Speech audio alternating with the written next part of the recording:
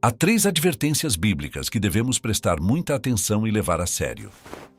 Em Mateus 11, verso 4, encontramos a primeira que Jesus faz, e ela diz o seguinte: Eu, porém, vos digo que será mais tolerável no dia do juízo para a terra de Sodoma do que para vós. Esta afirmação surge após Jesus repreender as cidades onde realizou milagres, mas elas não se arrependeram. Essa advertência deve penetrar nossos corações, lembrando-nos das graves consequências de rejeitar a verdade e falhar em nos arrepender. Ela enfatiza a responsabilidade que temos pelo conhecimento e pelas oportunidades que nos foram concedidas. O dia do juízo nos responsabilizará não apenas por nossas ações, mas também por nossas respostas à graça e à revelação de Deus. A advertência número 2 está em Mateus 7, verso 21. Jesus emite uma advertência marcante e provocativa.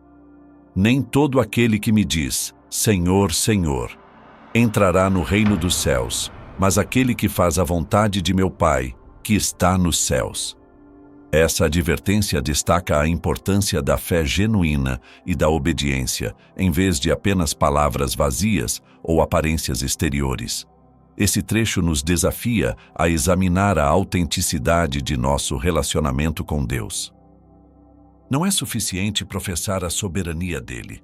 Nossas vidas devem estar alinhadas com a vontade dele.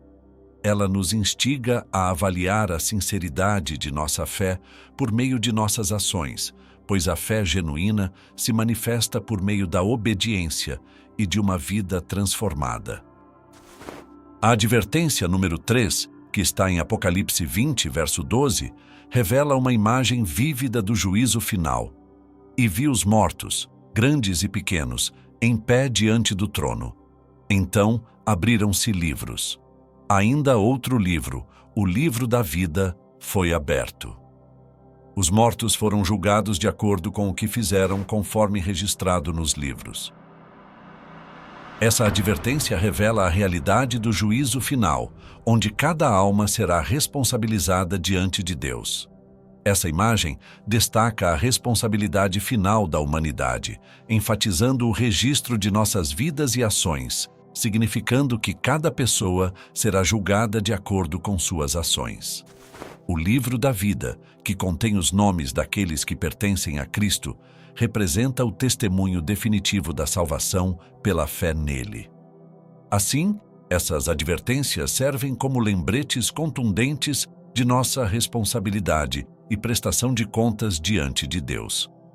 Elas nos instigam a examinar a sinceridade de nossa fé, a autenticidade de nosso arrependimento e o alinhamento de nossas vidas com a vontade de Deus. Vamos atender a essas advertências com seriedade, buscando uma vida de devoção verdadeira, obediência genuína e uma fé inabalável em nosso Senhor Jesus Cristo. Que essas advertências despertem em nós o desejo por uma fé mais profunda e autêntica. Desperte dentro de nós um desejo por um relacionamento mais profundo e autêntico com Deus, enquanto caminhamos em direção ao reino eterno. O diabo está empenhado em impedir as pessoas de conhecerem a Deus e confiarem nele com suas vidas. As táticas do inimigo diferem, dependendo se alguém já é cristão ou não, mas seu propósito final é sempre impedir que as pessoas experimentem o amor de Deus. Deixe-me esclarecer isso para todos que estão ouvindo. A guerra espiritual não é algo a ser temido, porque a batalha pertence ao Senhor. Esta guerra não é aquela que travamos por conta própria, mas permitimos que Deus lute por nós, porque é somente quando fazemos isso que conseguiremos travar uma guerra espiritual vitoriosa. Essa guerra afeta todas as áreas de sua vida. Não há como evitar o conflito. Muitos cristãos nem mesmo sabem que estão em guerra, mas outros podem ver os resultados da batalha em suas vidas, pois se tornaram vítimas da guerra espiritual. Eles estão desanimados, deprimidos, oprimidos e derrotados. Outros são vítimas do casamento e da família, com divórcio, conflitos e abusos, sendo algumas das marcas de batalha que esses crentes carregam.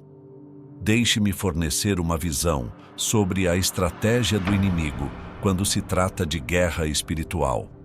Existem 4 coisas que o inimigo busca alcançar ao atacar os crentes: desencorajar, distrair, instigar descontentamento e causar discórdia. O inimigo procura desencorajar você de sua fé, distraí-lo de seu chamado com prazeres mundanos e todo tipo de tentação. O inimigo procura instigar descontentamento em sua vida física e, finalmente, busca causar discórdia entre você e outros crentes para impedir a unidade do Evangelho. Então, aqui está a chave para alcançar a vitória. A Escritura nos indica que Jesus costumava se retirar para lugares isolados e dedicar tempo à oração. É fundamental reservar regularmente momentos a sós com Deus, preferencialmente sem distrações.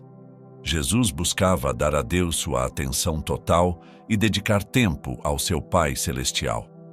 Se mesmo Jesus sentia a necessidade de se afastar das multidões e de seus amigos para ficar a sós com Deus, considerando que Jesus é Deus, é ainda mais vital que seus seguidores sigam o mesmo exemplo. A oração é uma ferramenta poderosa na guerra espiritual, permitindo que entreguemos nossas batalhas a Deus e o chamemos para intervir em nosso favor. Infelizmente, muitas pessoas não conseguem discernir a diferença, pois não aceitaram a verdade espiritual sobre Deus e Jesus Cristo. Conforme Paulo menciona em 1 Coríntios 2, verso 14, aqueles que vivem de acordo com desejos carnais não compreendem as coisas de Deus. Para discernir se estamos mais focados na carne do que em Deus, como cristãos, devemos responder honestamente a algumas perguntas sobre nós mesmos. Devemos avaliar se dedicamos mais tempo aos nossos desejos do que aos desejos de Deus, conforme instruído por Jesus em Mateus 6, verso 33. Pessoas carnais invocam Deus apenas em necessidade, enquanto as espiritualmente orientadas o mantêm como prioridade em todas as áreas da vida. Outra pergunta a fazer a nós mesmos é: estamos mais preocupados com nossas próprias necessidades pessoais do que com as necessidades de outras pessoas?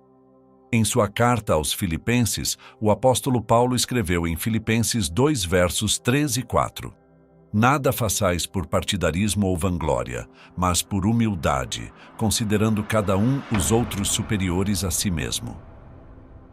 Não tenha cada um em vista o que é propriamente seu, senão também cada qual o que é dos outros.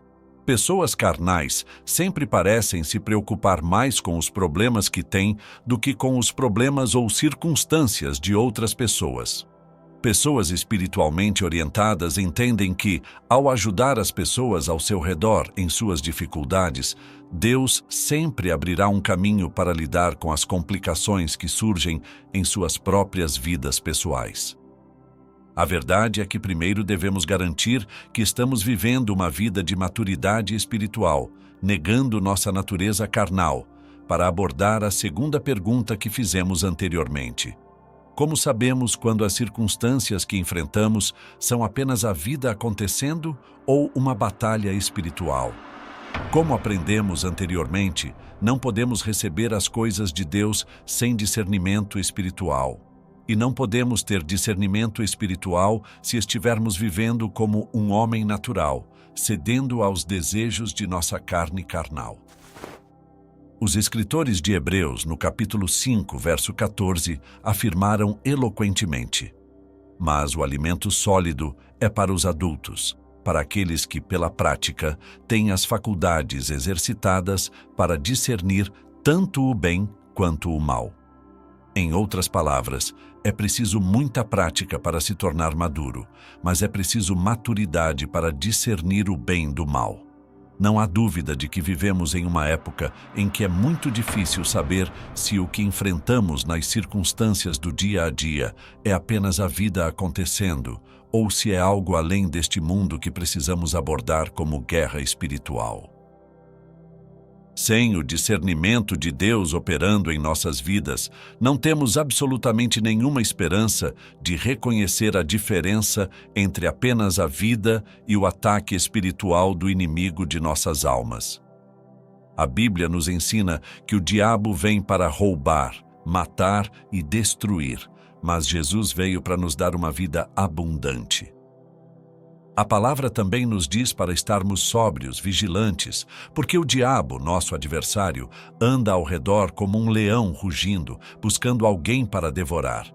No entanto, Tiago 4, verso 7 diz: Sujeitai-vos, pois, a Deus, resisti ao diabo, e ele fugirá de vós.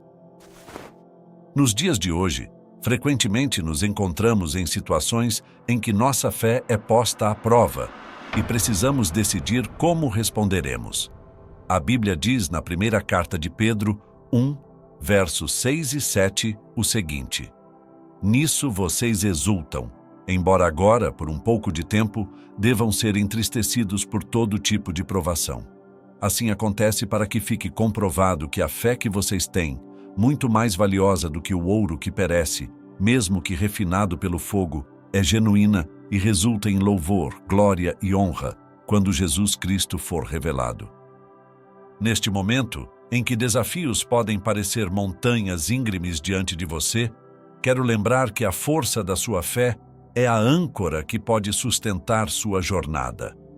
Independentemente das tempestades que possam surgir, acredite no Senhor Jesus. A graça dele é suficiente para você e o poder dele se aperfeiçoa na sua fraqueza.